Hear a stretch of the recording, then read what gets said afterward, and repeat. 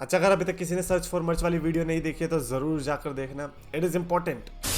तो gas champions of the world में वो 3DX चेतन एंड गुड न्यूज ये for Germany fans man, god damn it bro, Germany में भी पेपर व्यू उन्होंने अनाउंस कर दिया है and it is bash in Berlin, bash in Berlin, यानी कि इन्होंने जो बैश वाला नाम था ये दोबारा से लेके आया।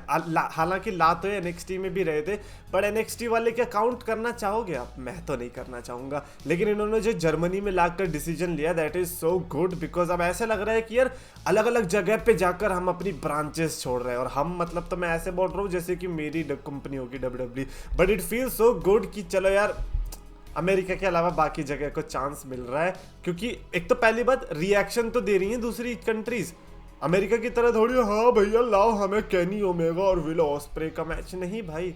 वो खुश है, बेरन कॉर्बिन वर्सेस रे मिस्टीरियो भी दे दो, वो खुश है उसमें। 31 अगस्त 2024 को ये जर्मनी में देखने को मिलेगा और इसके आते ही एवरीबॉडी वेंट लाइक यार एक मिनट विकिपीडिया पे जाके देखता हूँ कि जर्मनी से कौन बंदा है और फिर जाके उसको मेन इवेंट में डालने के ट्वीट्स डालता हूँ। And it is so bizarre because Ludwig Kaizer है जर्मनी से, लाइक ठीक है यार, अब जरूरी थोड़ी है कि वहाँ पे जो भी हो रहा है उसको मेन इवेंट में डालने की ज़रूरत है, नहीं ऐसा कुछ जरूरी नहीं है। But since it is WWE जो कि एक लाइव इवेंट कराने के लिए जिंदर माहौल को WWE चैंपियन बना सकती है, तो वो कुछ भी कर सकती है। खैर इससे मैं बस इतना कहना चाहूंगा कि जिस तरीके से पेपर व्यूज हो रहे हैं, रेसलमेनिया ना सही but at least bash in Delhi, bash in Mumbai type की चीज़ तो हमें एक्सपेक्ट कर सकते हैं WWE से आने वाले टाइम के लिए। और वो कब होगा वो देखी जाएगी। नेक्स्ट ईयर तो मैं एक्सपेक्ट नहीं कर रहा हूँ, नेक्स्ट ईयर तो हमें लाइव इवेंट ही 2-3 देखने को मिल जाए, वही बड़ी बात होगी। लेकिन हाँ नेक्स्ट 5 ईयर्स के अंदर एक पेपर व्यूज मेरे को लगता है कि मेरी बोल्ड प्रिडिक्शन है, but it is happening in India.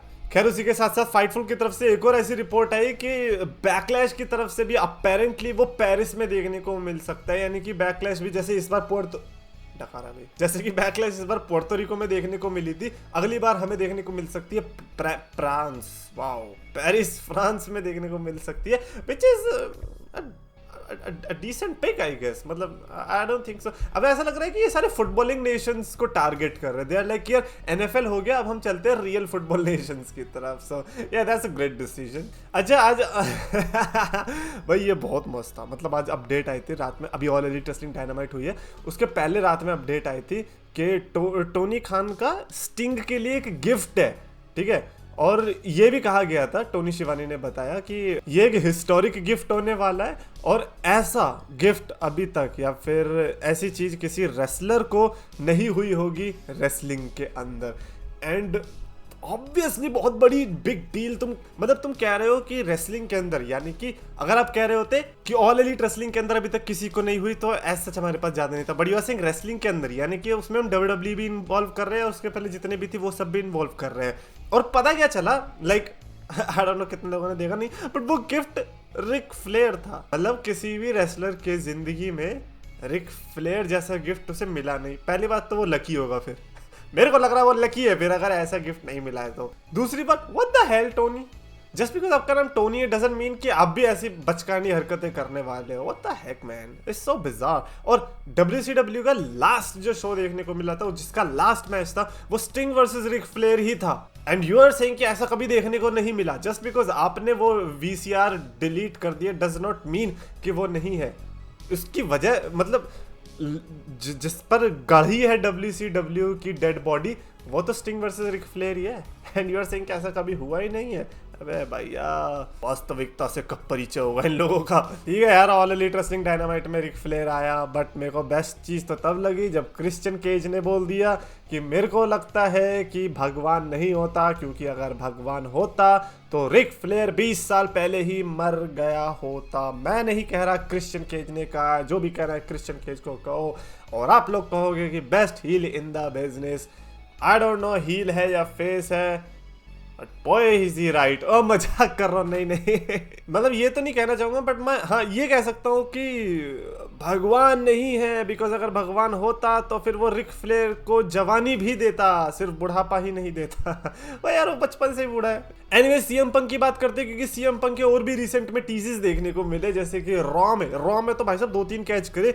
Riya replay dialogue बोल रही है, she wants to get things off her chest to get off my chest, और बेसिकली अगर आपको नहीं पता तो ये सीएम पंक के पाइप बम प्रोमो के दौरान एक इनफेमस जो प्रोमो है उनका, उसी में ये लाइन है। ऑब्वियसली तो कोई भी कह सकता है।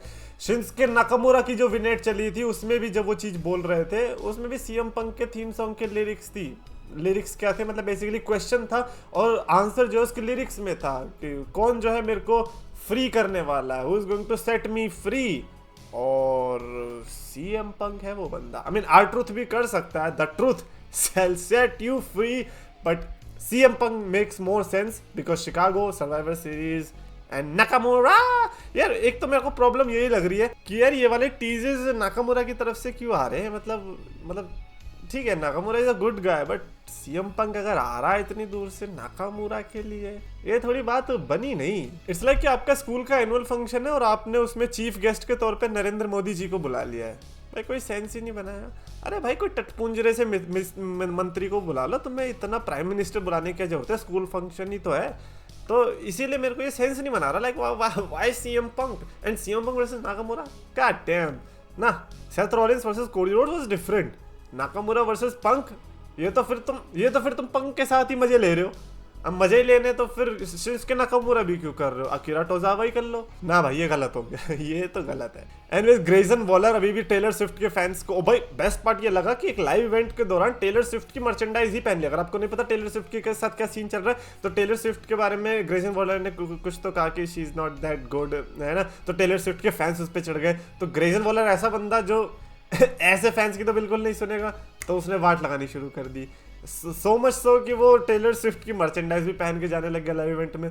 आज ट्वीट डाला है, it's me hi I am a swamp donkey, और फिर से टेलर स्विफ्ट की मर्चेंडाइज पहन रखी है। तो अगर दुनिया में 2023 के अंदर कुछ अच्छा हुआ है तो वो एक तो ये हुआ है कि टेलर स्विफ्ट के फैंस को ग्रेजन वॉलर मिल गया, because they desperately needed a reality check. My god, their fan base are toxic. कसम से कह रहा हूँ ऑल एलीट रेसलिंग का फैन बेस फिर भी बढ़िया है, टेलर स्विफ्ट का फैन बेस देखना हक दोगे। अच्छा, Chris Jericho and the big Show apparently दोबारा से ट्रेंड हो रहे हैं। आई थिंक वो ऑल एलीट रेसलिंग में दोबारा से टीम की तरह आने वाले, जो भी है।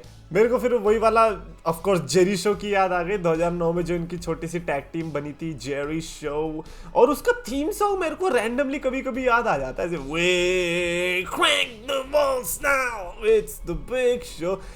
Like when it comes to fusion theme songs they are not usually good, but ये वाला अच्छा था। मतलब अगर आप अग्री नहीं कर रहे इस चीज से देन फिर आपको कोई भी फ्यूजन वाला थीम सॉन्ग अच्छा नहीं लगेगा। और मैं ये नहीं कह रहा कि सारे फ्यूजन वाले अच्छे होते हैं, ये वाला अच्छा था, you have to agree on that, because इसमें Chris Jericho and the big show दोनों के थीम सॉन्ग की स्टार्टिंग में फील आ गई थी। इट वाज नॉट कि पहले रे मिस्टीरियो का चलेगा और फिर डोमिनिक का चलेगा, वो नहीं है यार। This was special, come on. Like अगर जेरी शो के बारे में कोई अच्छी चीज थी वो यही वाली थी बस। उसके अलावा मेरा फेवरेट ट्वीट जंकी की तरफ से, dynamite tonight, sting, Ric Flair, Jericho, Christian, mad Hardy, Jeff Hardy, RBD, the future is bright in AEW. भाई साहब इट इज सो ब्राइट कि भाई मेरी तो आंखें ही नहीं खुल रही, मेरे को तो कुछ दिखाई नहीं दे रहा। ओह वेट, बिकॉज मैं तो डायनामाइट ही नहीं देख रहा। एंड फाइनली रेसलऑप्स की तरफ से 14 ईयर्स अगो टुडे का नॉस्टैल्जिया उन्होंने शेयर किया, थ्रोबैक, जब बटिस्टा ने रे मिस्टीरियो के ऊपर हील टर्न किया। भाई साहब यार वो गंदा था। मतलब मैं सही में बता रहा हूँ, बटिस्टा के मैं 2009 के रन का तो उतना बड़ा फैन था नहीं, और मैंने एवोल्यूशन जब बटिस्टा और उन सब का ब्रेकअप हो गया था उसके बाद से देखनी शुरू करी थी डब्ल्यूडब्ल्यूई। तो मेरे सामने मैंने बटिस्टा को बैड गाय नहीं देखा है, एंड टू सी बटिस्टा इस तरीके से डिसमेंटल करते हुए रे मिस्टीरियो को at bragging rights just because वो हार गया।